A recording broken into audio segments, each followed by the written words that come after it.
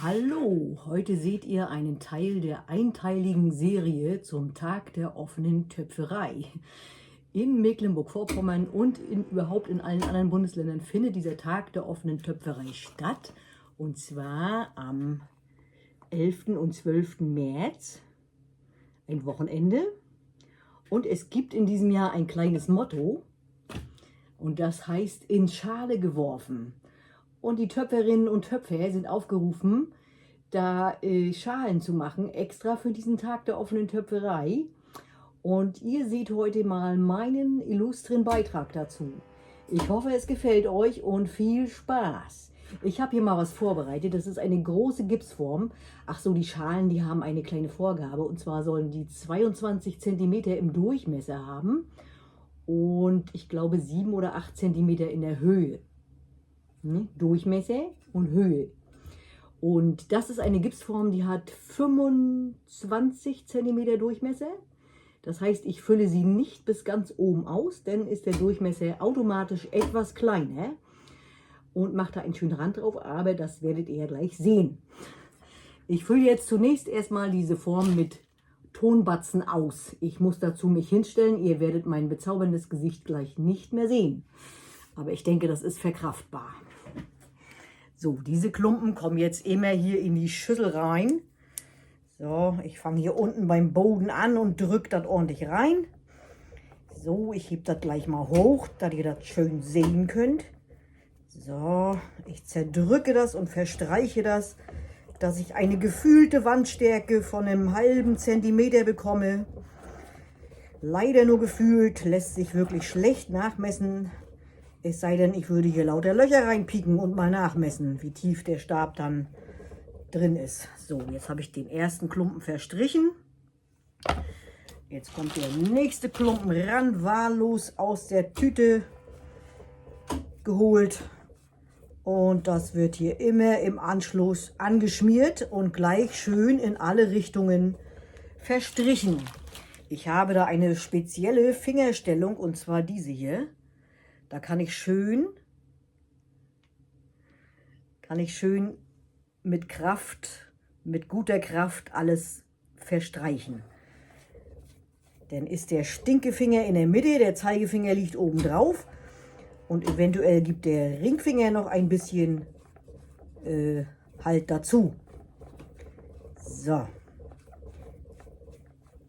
Ich bin auch schon ganz gespannt, was die Kollegen sich so einfallen lassen und ich hoffe, es sind einige Exemplare dann mal irgendwo auch zu sehen, ohne dass man jetzt selber dahin fährt. Also ich kann ja nicht selber hinfahren zu den Kollegen, weil ich ja selber, haben wir ja geöffnet zum Tag der offenen Töpferei. Ne? Da sind wir ja hier und haben unsere Töpferei geöffnet für die vielen Besucher, die uns besuchen wollen. So, ich drehe gleich nochmal hoch die Schüssel und zeige euch, wie weit ich bin. Bei der Kamerastellung ist ja jetzt nicht zu sehen, was ich hier drin mache, ne? So, zeige ich euch, so sieht's aus. Und ich verstreiche das immer gleich in alle Richtungen. So, dass das schon mal einigermaßen gleichmäßig ist. Also keine Berg- und Talbahn hier drin. Und dann kommt der nächste Batzen rein. So, ich drehe es mal wieder um. Ne, so geht das jetzt Stück für Stück, arbeite ich mich vor. Bis ich die gewünschte Höhe, den Durchmesser betreffend, in etwa jedenfalls, erreicht habe. Das ist so ungefähr 3/4 voll im Falle dieser Schüssel. Können wir nachher mal nachmessen. Ich habe ein Maßband bei. Jo, das macht auch ein bisschen Kraft. Muss ich hier aufwenden, ne? Ein bisschen Kraftakt heute Abend noch. Heute ist Sonntagabend. Und ich muss zusehen, dass ich nachher Viertel nach 7, Viertel nach 8, meine ich, fertig bin, wegen dem Tatort. Oder Polizeiruf. Ach, vielleicht gucke ich das auch später oder gar nicht. Ist auch nicht so wichtig, ne? So, immer reinschmieren. Ein bisschen brauche ich noch. So,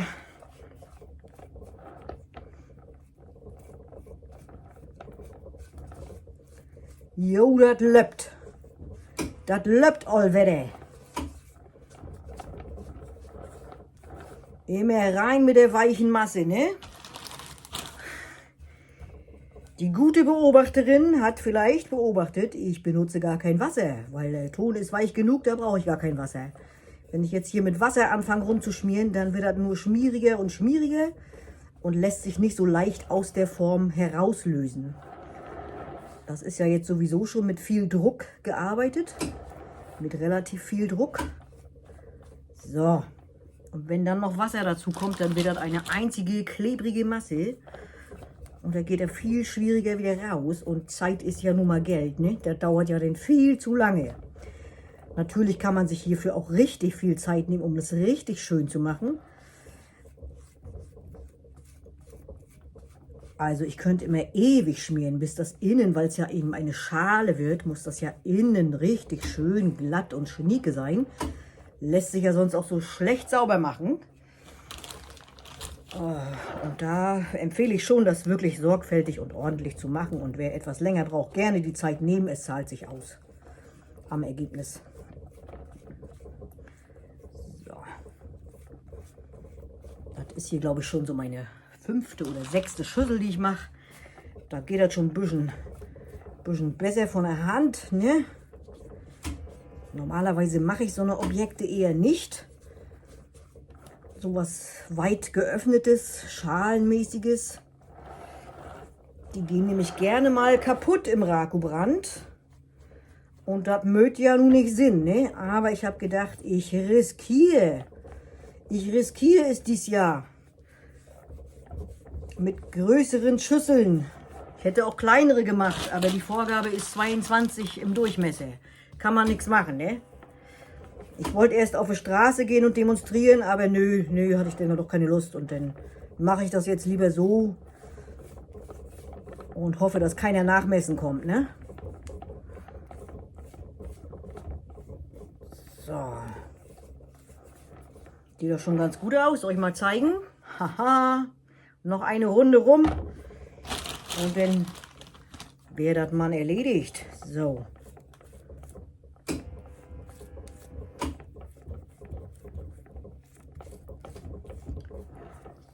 Ich mache auch keinen schönen Rand, erstmal nicht. Der Rand bleibt jetzt so, wie er sich ergibt, durch das Reinschmieren dieser Klumpen. Und dann ist er so ein bisschen ausgefranst an der Kante und ein bisschen, also nicht so ganz gleichmäßig hoch. Mal etwas höher, mal etwas tiefer. Aber genau so will ich das haben.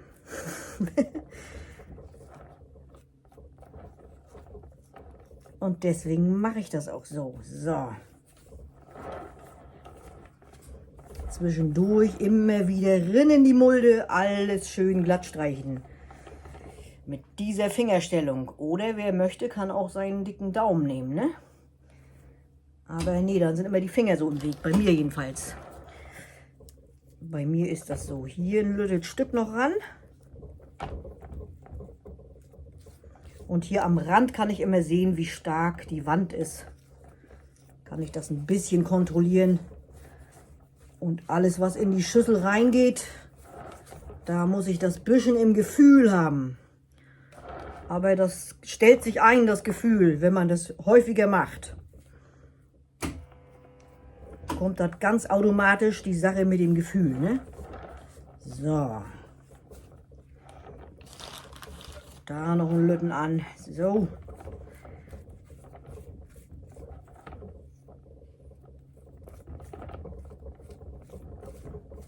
So. Jawohl. Und wieder alles schön ausstreichen. Das kann man später auch noch machen. Oder mache ich sogar auch später immer noch weiter das Ausstreichen, damit innen wirklich alles schön glatt ist. Und nicht wellig und nicht dellig. So, machen wir noch. Hier machen wir noch was dran. So. Wunderbar. Lücke ein bisschen schließen.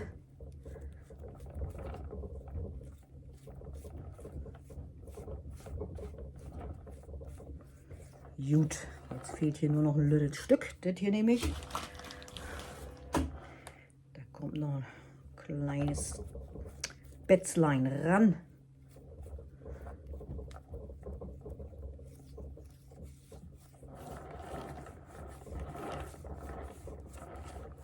Und ich gehe noch mal mit den Fingern durch die ganze Schüssel. Mache die ganze Schüssel, streiche ich aus.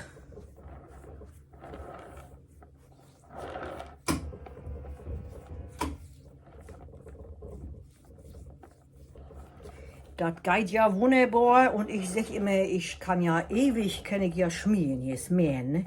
Das könnte ich ja den ganzen Tag lang machen. Aber leider habe ich auch noch ein paar andere Sachen zu tun. Deswegen muss ich dann immer aufpassen, dass ich rechtzeitig aufhöre mit dem Geschmiere. So, hier nochmal, da ist noch ein bisschen dick. So. So sieht das jetzt aus. 3/4 ausgefüllt ungefähr, ne? Und ja, so 3-4 cm sind jetzt noch Platz in der Schale. Wenn ich die auch ausfülle, dann wäre die Schale zu groß. Das wollen wir ja nicht. So, jetzt kommt das Ding mal hier beiseite. Zack. Und ich hole mir, ich hatte eben einen sehr groben Ton, das war 9GS von Karl Jäger. Und jetzt nehme ich also grob schamottiert. Und jetzt geht es hier weiter. Wieder geidert mit dem Feinton von Karl Jäger. Und zwar 9M. Das ist Aufbaumasse, wichtig. Wir machen ja Aufbaukeramik, da nehme ich Aufbaumasse. Genau, und die hat 9M, hat 40% Schamotte. Warte mal, nichts Falsches erzählen, lieber nochmal nachlesen. Ja, 40% Schamotte. Und 9GS, den ich zuerst hatte, der hat 35% Schamotte, aber gröbere Schamotte. Da ist das einzelne Schamottkörnchen. Ich lese mal lieber ab hier, bevor ich was Falsches sage. Eine Körnung bis 2 mm. Also das merkt man dann schon in den Händen, ne? Und hier bei 9M ist eine ganz kleine, feine Körnung, ist sehr filigran, kann man fein mitarbeiten. Ich knete hier mal so einen langen Strang, ne? Mach die Finger ein bisschen nass und knete mal so einen langen Strang. Der kommt jetzt oben rauf als Abschluss. Also wird es doch ein schöner glatter Rand, aber nicht gerade. Es geht ja ein bisschen auf und ab in der Schüssel, ne? So, habe ich mal vorgeknetet und jetzt rolle ich das aus und weiß aus Erfahrung, das Brett ist hier nicht lang genug. Ich muss die gleich ein bisschen anheben. Ich finde es günstiger, das aus einem Stück zu machen, ne? Es ist aber auch nicht schlimm, wenn das eine Stück jetzt zu kurz ist, dass man da längere Stücke nimmt. Also ich hebe das hier hinten hoch und rolle hier vorne. Da ist schon abgebrochen, zack. Roll hier, naja, so fingerdick so eine Wurst. So.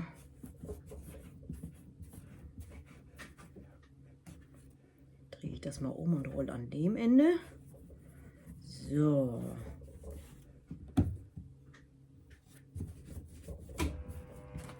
Mal kicken, ob das reicht, ne? Wenn nicht, muss ich anstückeln. Ist auch nicht schlimm. So. Das haben wir. Ich roll mal hier das abgebrochene sicherheitshalber schon mal zurecht, falls ich noch ein Stück brauche, ne? So. Das lege ich hier oben an die Brettkante und hole mir mal den Drehteller wieder mit der Schüssel drauf. So, und jetzt habe ich das lange Stück. Ja, wunderbar. Die lange Wurst kommt jetzt hier rauf. Ich drücke sie hier so vorsichtig runter und schmiere das Ende hier mal lang. So. Und gehe, so weit die Wurst reicht, hier am Rand entlang und drücke sie vorsichtig an. So. Das wird knapp, verdammt knapp wird das. So, mal gucken, ob ich sie noch ein bisschen gedrückt und gezogen kriege. Aber wie gesagt, ist auch nicht schlimm, wenn ich da noch ein Stück anstückeln muss. So, hat nicht ganz gereicht. Naja, aber fast. So, das Ende, wenn es nicht ganz reicht, streiche ich hier wieder runter. Und dann lege ich noch wieder ein Stückchen an. So, das gleich dahin verstreichen.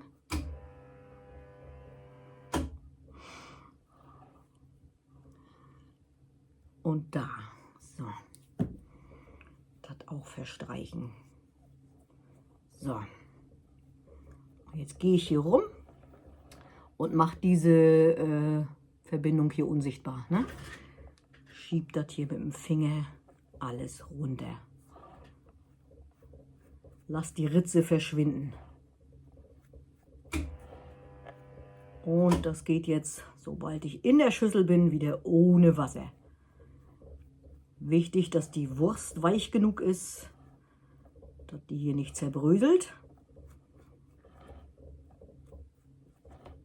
Oder zu fest ist und sich das dann nicht mehr so gut schmieren lässt.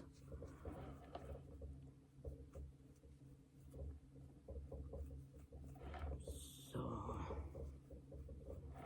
Einfach nur die Wurst runterschieben, ein Stück von der Wurstmasse runterschieben in die Schüssel rein, dass die Rille, die Ritze nicht mehr zu sehen ist.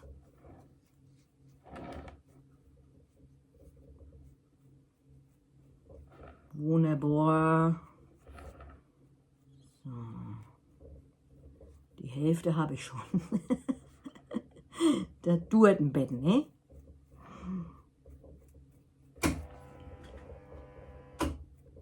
Ist übrigens auch eine sehr schöne, meditative, entspannende Tätigkeit. So.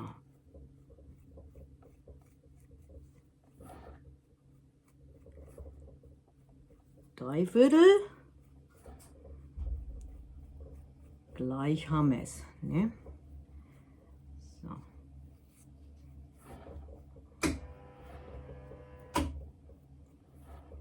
Super. Die letzten Zentimeter.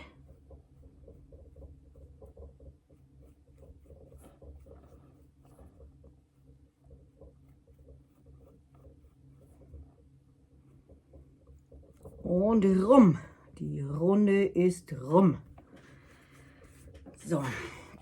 Es gibt einen leichten farblichen Unterschied zwischen der GS und 9M Masse. Das ist nicht immer so, aber jetzt zur Zeit ist es gerade so. Kommt immer auf den Sack drauf an. Ne? Das ist mal so und mal so. So, jetzt gehe ich hier mit dem Gummi noch mal rein. Ne? Mach das Gummi hier einmal feucht, die gebogene Kante. Und streiche das alles schön aus mit dem Gummi, mit viel Gefühl. Sanft aufsetzen, dann den Druck verstärken.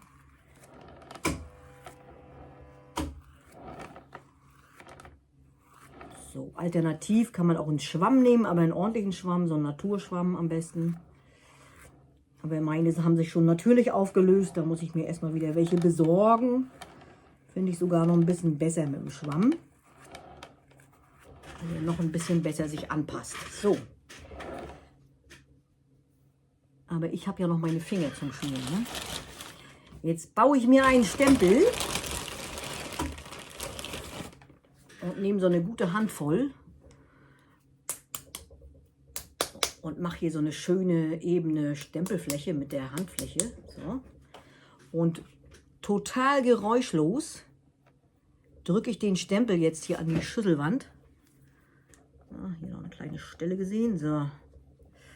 Drücke ich den Stempel hier ran und ziehe die Schale ab. Ne, das löst sich nach und nach. Ich gehe erst hier oben eine Runde rum.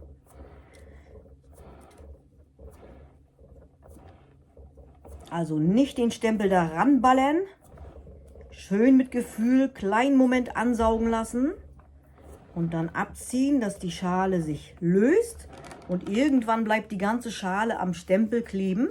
Und dann kann ich sie so hochziehen und der Form entnehmen. Ich muss meinen Stempel noch mal kurz nachbearbeiten. Der war durchgestempelt. Ne, das kann man zwischendurch immer wieder machen. Wichtig ist immer, ich muss gut festhalten können und muss eine schöne breite Stempelfläche auch haben. So. Und durch den Druck rutschen die Finger immer weiter nach unten. Und bevor die Fingernägel da durchkommen, durch den Stempel, forme ich ihn mir lieber immer mal nach. So, jetzt bleibt der Stempel hier kleben. und ich kann die Schüssel rausziehen. Und wir sehen hier schon, ach, da war die Verbindung. Die lasse ich noch verschwinden hier. So. Also ich habe hier ein kleines Kontrastprogramm. Hier oben ist das alles schön glatt und hier unterhalb durch die angeschmierten Klümpchen ist eben diese grobe Struktur. Und ich finde diesen Kontrast eigentlich sehr schön. Deswegen bleibt es so. Und wer es nicht mag, kann gerne das alles mit dem Messer hier noch glätten und verschmieren, verstreichen. Ich hole jetzt mal die Schüssel hier raus aus der Form. Vorsichtig, ne? So. So, da habe ich sie, warte mal, das tun, habe ich sie nun in der Hand. Die Form kommt jetzt zur Seite.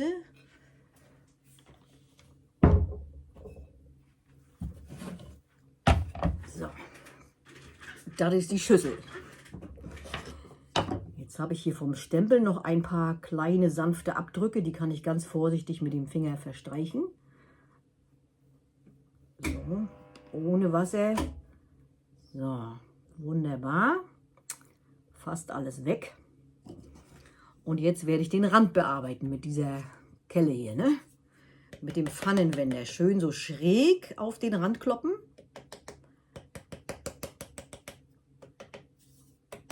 Ich sag mal, ich gebe jetzt der Schüssel ein bisschen die Richtung nach innen. Ich glaube, dass die das stabiler macht, dass sie dann nicht ganz so rissanfällig ist. Also beim Rakubrand reißen so eine Sachen gerne mal ein. So eine weit offenen, flachen Sachen. Und ich hoffe mal, dass das klappt. Hier war noch ein Ende von der Wurst, das musste ich noch verstreichen. Ich hoffe mal, dass das durch das Klopfen so sicher ist, dass das eben nicht reißt. Ich habe jetzt noch keine in der Größe gebrannt, ich bin gespannt. Nächste Woche ist die erste im Ofen. So, also ich arbeite den Außenrand etwas nach innen, klopfe ihn nach innen.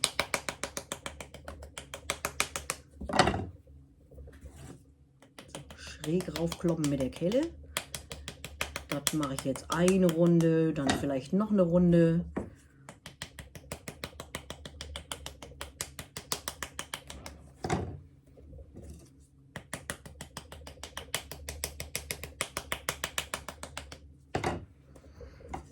Und ich finde ganz cool, wenn dieser glatte Rand, der nicht strukturierte Rand, nachher auch schön zu erkennen ist. Das heißt also mit Gefühl klopfen.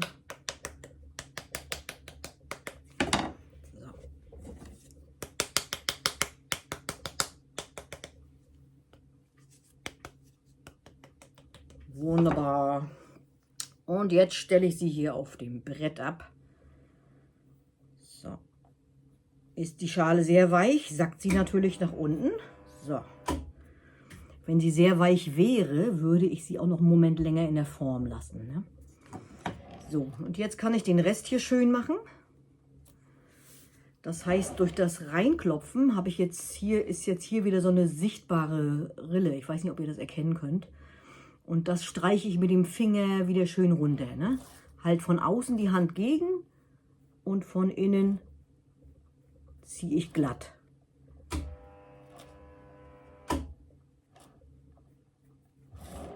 Dass ein schöner glatter Abschluss ist und keine Welle, keine Delle, keine Rille mehr zu sehen ist.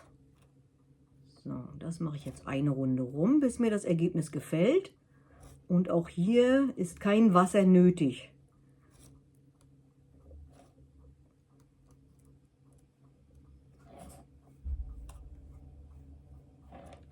So, eine Runde rum.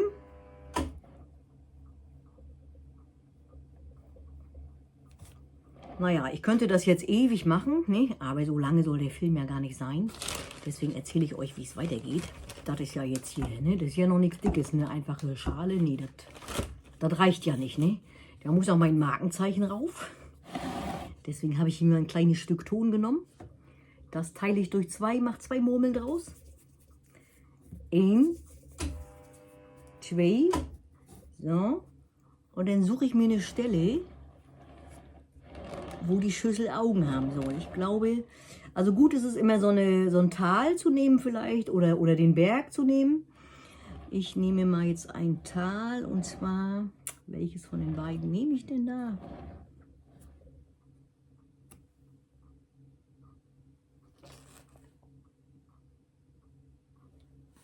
Ja, ich glaube das hier.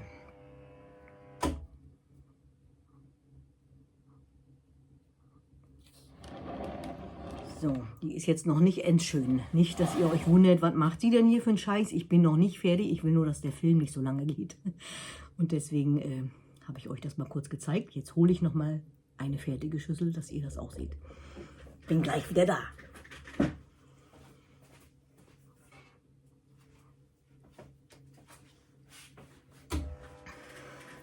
So, wie sieht sie denn aus? Ohne Farbe natürlich. Noch nicht gebrannt und ohne Farbe. Ich könnte mir farblich das folgendermaßen, stelle ich mir das vor, ne? Und zwar mit einer Suppenkelle gieße ich hier Glasur rein in die Schüssel. Dann schwenke ich die Glasur und mit ganz viel Glück habe ich genug Glasur oder nicht zu viel und auch nicht zu wenig, dass ich das einmal so drehend überall treffe oder auch mit Laufspur, das ist auch ganz hübsch. Aber dass ich das nicht über den Rand auskippen muss. Dann ist sie innen schön gleichmäßig glasiert und außen bleibt sie schwarz. Ne? Ansonsten kann man natürlich auch jede Farbe da reinplanen oder noch Muster reindrücken oder was ihr wollt. Ihr seid ja selber kreativ. Das ist mein Beitrag zum Tag der offenen Töpferei. Die Töpferin, der Töpfer hat sich in Schale geworfen. Tschüss!